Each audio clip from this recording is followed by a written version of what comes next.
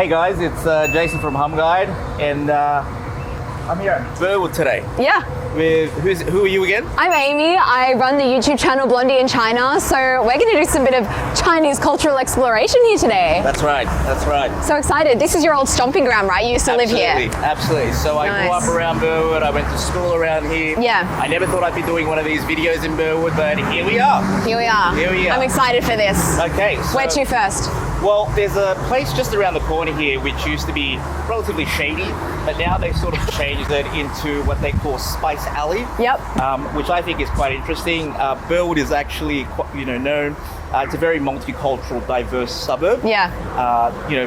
I think before you had the sort of Greeks, the Italians, and now there's been a burgeoning Chinese diaspora that's been around here.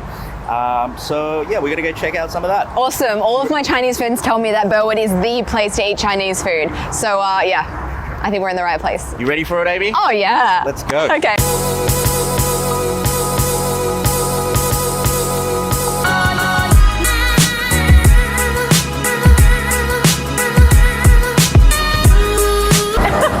So Amy, we're waiting for the light, so why don't you tell me a little about yourself? Well, I'm a Sydney girl, born and raised, and I kind of discovered this passion for China about 5-10 years ago. Right. And went over to China as an exchange student, and then it kind of all blossomed from there. So I've been spending the last 3 years pretty much in China, traveling. I made my channel, which is basically me traveling in China. Right. But because of, the current situation, I'm, discovering the Chinese culture of Sydney, which I'm learning is really, really fruitful. It's great. I'm learning a lot about, the local Sydney Chinese community, and there's a lot of really interesting people here. A lot of good food as well.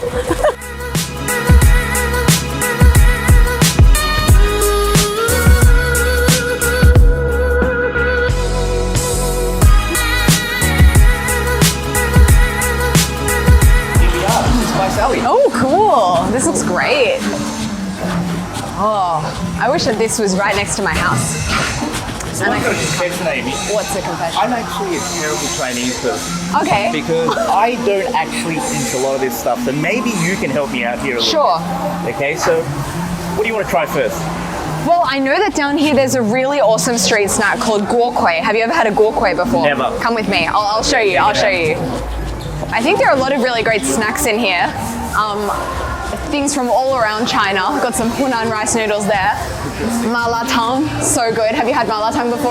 I don't actually understand the concept of it. Maybe you can explain it to me.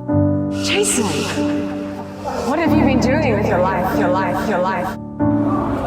Then we'll get like a drink. Like one of those like pearl drinks or something. What do you mean pearl drink? I don't know what they are. Have you never had a bubble tea? Never had one. Oh my god, Jason. Hey, 你好，我们要一个牛肉锅盔. Look at what she's doing. She's got this this dough that she's rolling out into a pancake. Inside there's meat. Right. And then what she's going to do in a second, she's going to get that pancake and stick it on the inside of one of these big pots. And it's going to get really crispy. Excellent. And you can see one over there.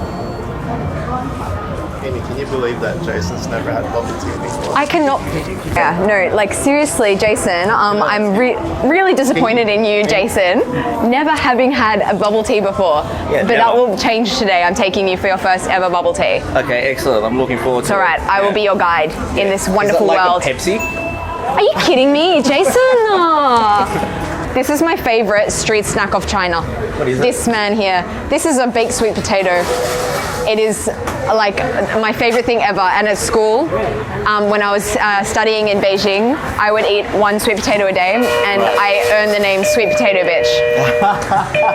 Yeah. Awesome. Yeah. Awesome. Sweet my potato bitch. Yes. Right. Okay. Cool. Yeah. I'm not sure if we can put that up on YouTube. I don't think you can. But we will.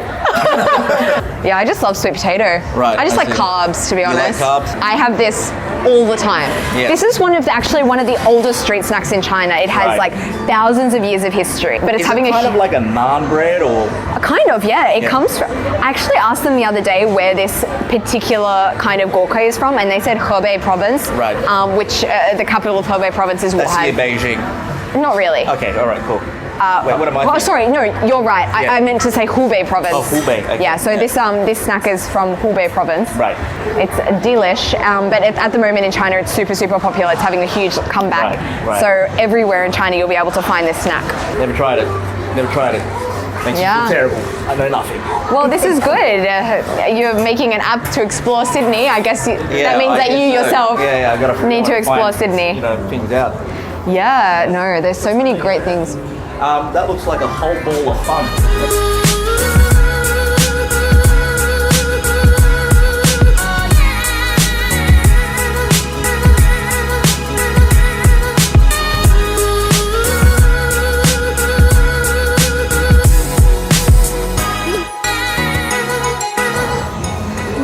I don't really see a lot of that stuff over there when I was in China. You obviously weren't looking in the right places. Right, At the moment, this is very popular in China. Like lots of those claw machines. There are now arcades full of claw machines and little soft toys. Yeah. And people will go in and there's this app on your phone and you can just like put money on the app. Right. And then you just keep trying and people come out with like bags of soft toys that they've won. Right. It's very interesting. It's very popular right now. Interesting. What number are we? It's kind of like a little bit of a, like naan. Bit like a naan, yeah. What's your favourite city over there? Oh, it's hard to say. Every city has its own specialties. I lived in Shanghai first, so Shanghai is probably the place I know and like love the most in terms of like living. Yeah. But I also spent 2 years in Beijing, so I like Beijing as well. But there's something special about Shanghai. Yeah. Beijing's very different. Like to love Beijing, you need to know like very local places. Yeah. But for me, I found Beijing very big and very spread out. And having gone there straight after Shanghai, I was like, why is everything so apart? It's very different. Yeah. It had its charms. It has its charms, and you need to know where to go. And you, because there are like really cool places, but it's not like everything is together. Like in Shanghai, you've got West Nanjing Road, People's Park, and then East Nanjing Road, the Bund, and then Pudong. Like you've got everything, all the districts all kind of together. But in Beijing, it's like, well, this is a fun area. Drive half an hour to the next fun area. It's not super as easy to get around. You're kind of in the Hutong areas, though. Not all the time. Like Hutong's only a percentage of Beijing, and it's getting smaller and smaller, unfortunately. But Hutongs are definitely my favorite part of Beijing, and if I was to live there again, I want to live in a Hutong. What were you doing in Beijing? What was I doing? I was studying. Studying as well? I was doing a language course. Right. Yeah. How long have you actually lived over there for then, in China in total? Living there, like permanently living there, I'd say 2.5 years. Right. Like where I was there the whole year, like studying, and then apart from that, probably like 2.5 years of just traveling back and forth. Right. So I go there for a month, I travel, I make some videos about China, about traveling, and then I come back. I kind of come go, and it's a really nice lifestyle actually. Yeah. Is it hard?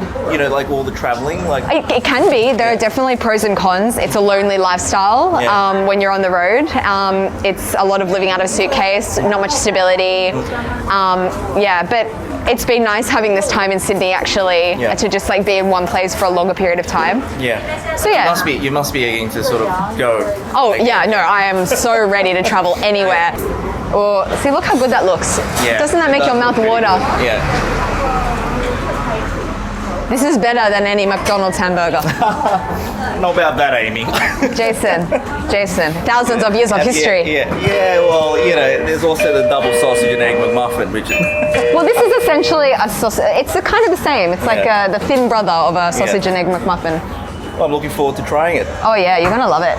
Is that... Well, this is our Gauke. Right, we waited for quite a while for it. We did. It takes some time, but I think you're going to really like it. Okay, let's give it a shot. Oh wow, there's some beef in there. Oh yeah, it's meat inside. Yeah, right. Interesting. So this is the beef flavour. Good, huh? Not bad. It's actually not bad. Of course, it's not bad. It's meat and it's bread. Where can you go wrong? It's actually not bad. It's awesome. It's a reason why this snack is so popular, and it's been made like this for thousands of years. So you got the beef one. Mm-hmm. Yeah, excellent. I love this.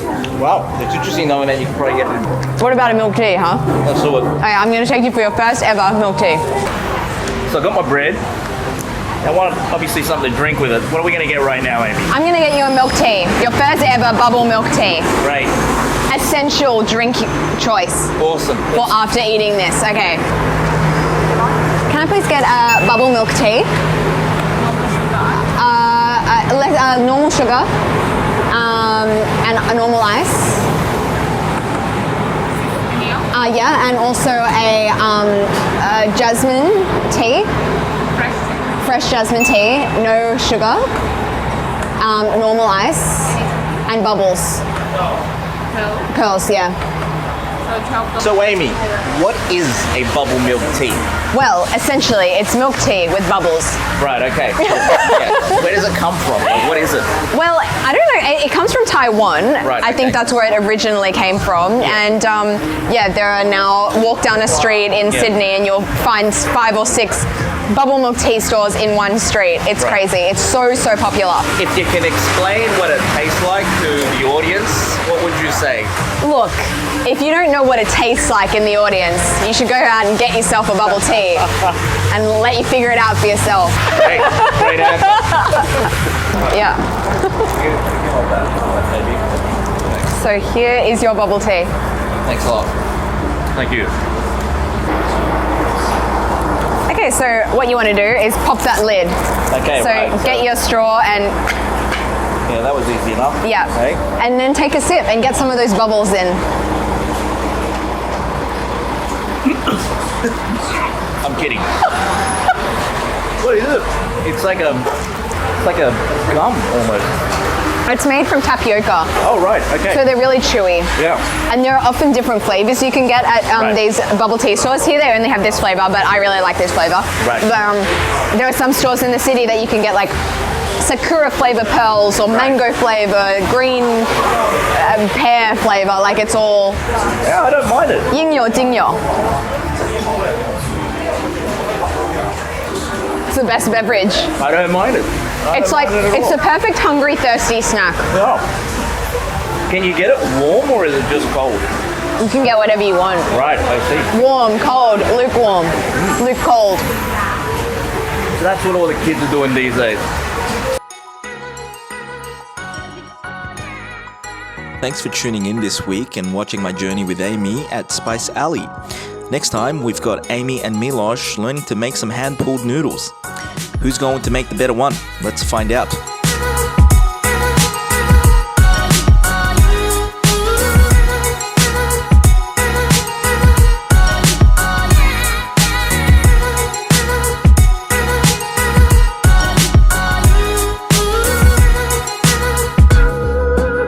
Your support means a lot to us. We depend a lot on you to keep this content going. If you can please help us by simply clicking on the subscribe button beneath or on the bird, it actually means a lot to us, so do it. Thanks.